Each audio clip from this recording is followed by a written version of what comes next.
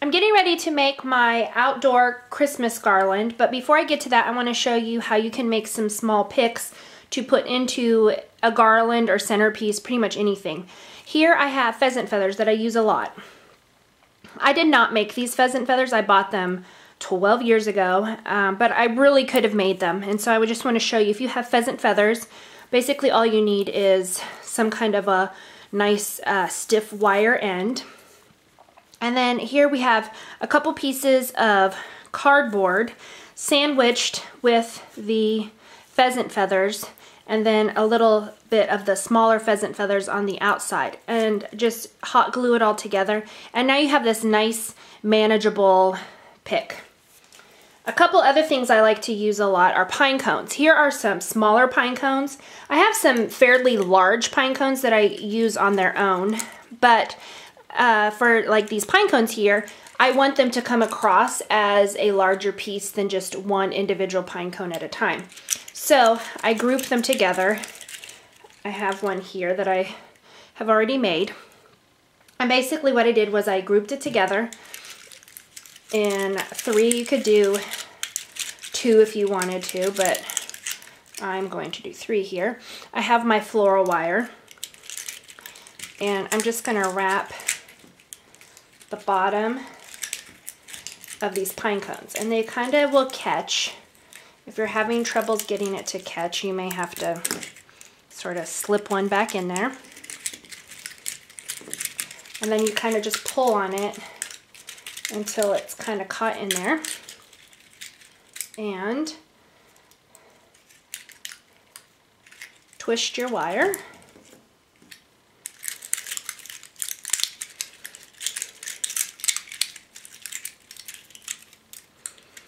So you get it tight enough. And if you don't feel like you caught it well enough, you can go back through and grab it again. And then I would go ahead and attach some smaller piece of wire so that when I attach it to a tree or a wreath or something like that. But now it's a little bit more manageable to have these 3. This one here, I went ahead and because I'm going to do these outside, and the birds really do pick at my decorations because I like to put in these fake berries, and they don't always know they're fake, and so sometimes they kind of nestle in just to keep warm even, or pick at my decorations. So these I went ahead and hot glued, and then I hot glued the berries in as well. That way they don't pluck them out. And that just gives me a little bit more of something sturdier. And then here at a garage sale, I got a whole box this year of picks, and I've already started picking this greenery apart. And you can do that a lot. If you aren't going to use it as a whole, you can kind of pick it into pieces. And so for this pine cone here, I like that it's fairly large, but I kind of want some hint of this greenery. It's a lighter green, and it sort of pops against the darker green. So I'm just adding a little bit of this, again, like the other one, twisting it around so that when I stick it into my garland, this pine cone just has a little bit something extra going on. And then I also have here some birds. And I got the birds from Hobby Lobby. They were a 2-pack of birds. I think they were $3.99, and of course I used a coupon. So they were, I think, $2.09. And then here I have just some of that greenery that I took apart with some of an evergreen kind of material. And I attached them with some hot glue. And now I have this nice little bird here that I'm going to attach to my garland. And then this one I wanted to make a little bit more special. So same idea, only I used my bird's nest, and then I took some greenery, some berries, and I hot glued everything into this nice nest here.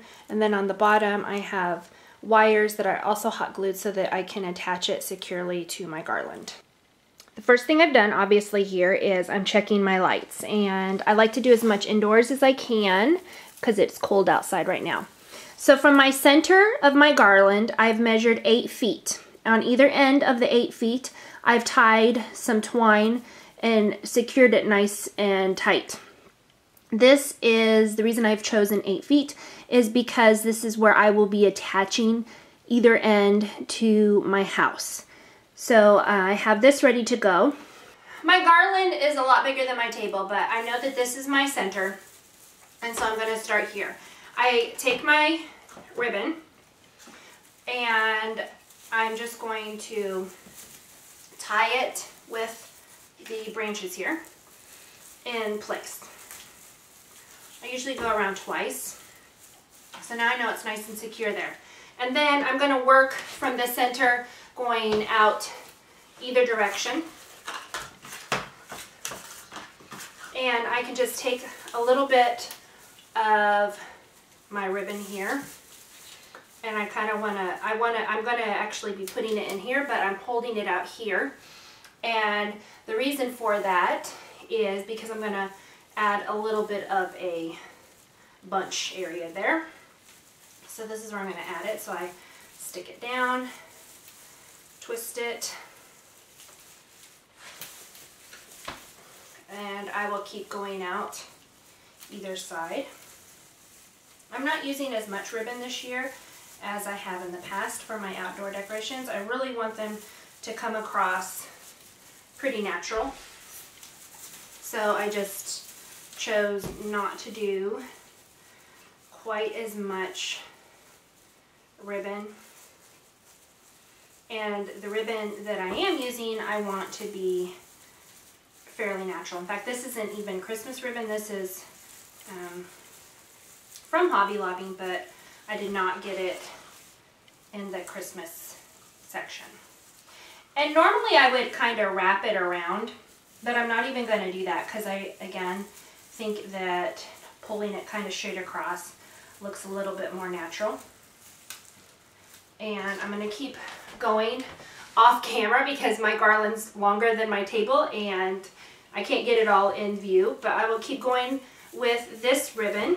And then I also have this fun ribbon. I used this actually last year, and I've used it at Easter time too. And it's pretty much all wire, and I love this. And I don't have enough to wrap it around the whole garland. I just usually do it on the top here, and then the sides of my garland I embellish with other things. And then this, I will be kind of wrapping it a little bit, but not a ton, around all of this right here. I don't even worry about really fluffing the garland, as you see here.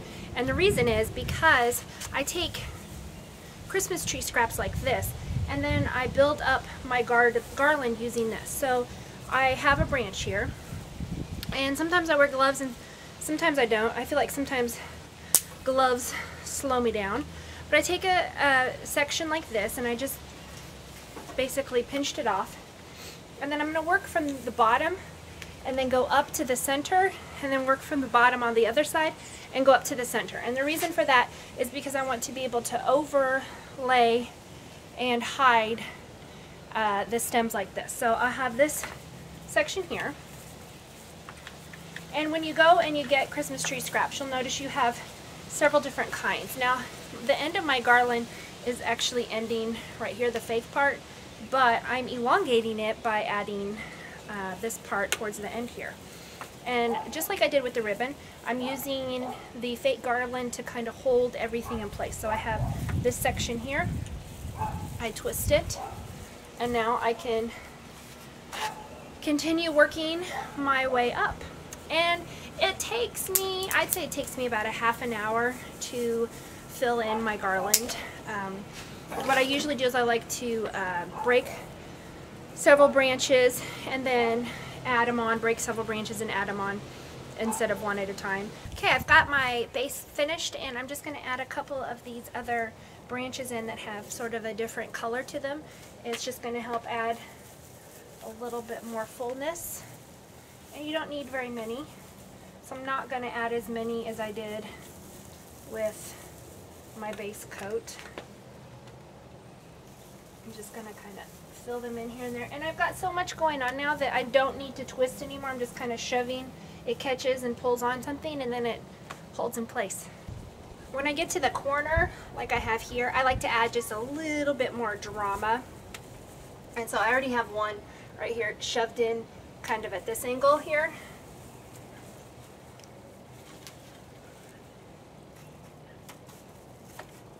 And so I just kind of shove them in here like this.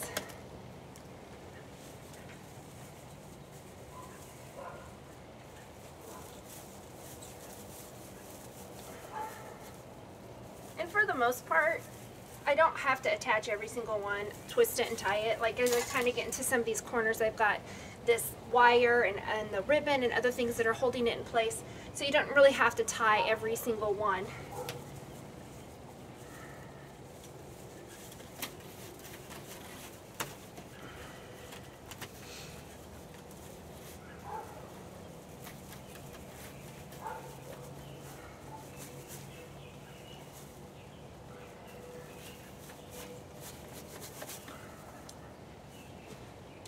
So I've got that corner nice and filled out, and I'll keep going. So here the garland is pretty much filled out, and now it's time for me to start adding on all the different decorations that I already have. The first thing I'm going to attach are these antlers, and I have one for each corner, and I have here my nail that I have this entire thing attached to.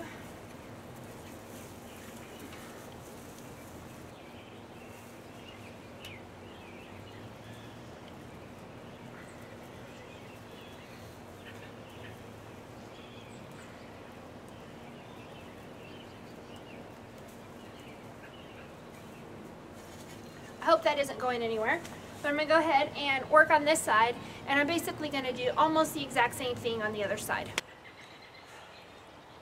I'm almost finished with my garland this year. I have a couple finishing touches, and then I'll be ready to show you the finished product.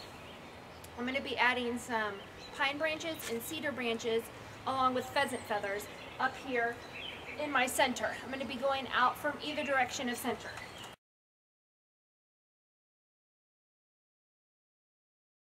Also, while I'm up here, I'm going to go ahead and give everything a nice misted water.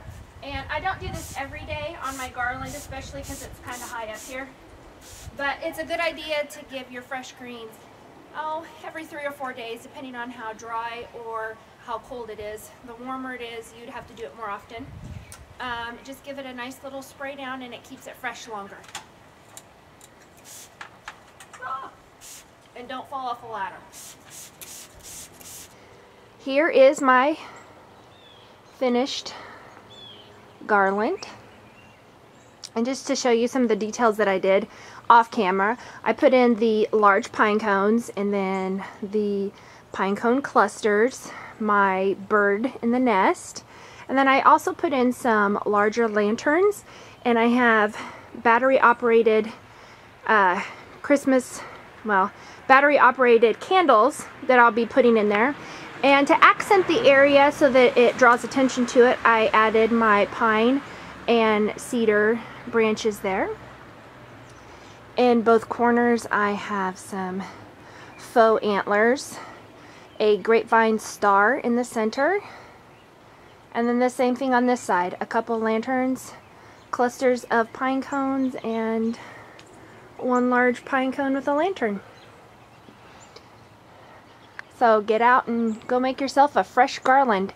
Altogether, I paid for the ribbon for $6 at Hobby Lobby, and the rest I actually had on hand.